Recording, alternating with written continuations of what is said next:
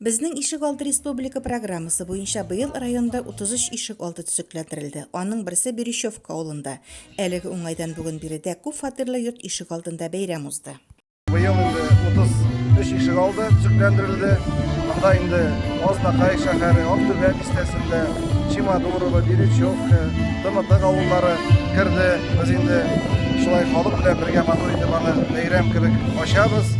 Чынлап та күреп торасыз, авылда шундый программа булгач, рәхмәтле, балалар шатлана. Анда инде тротуары да бар, юлы да бар, парковкасы да бар.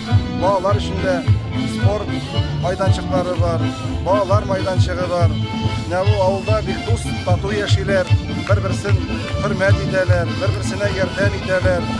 Шундый авылларыбыз яшәргә тиеш.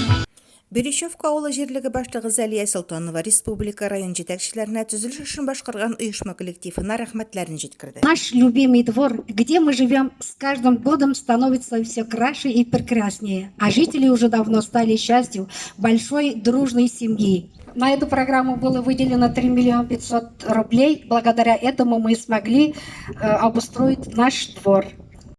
Авылның активистларына иң өлкән һәм иң кечкенә кешесенә беренче сыйныфка барган укучыга бүләкләр тапшырылды. Бәйрәмне Азнакай мәдәният йорт артистлары үзләренең җыр-моңнары белән бизәде. Халык җырлап биеп күңел ачты.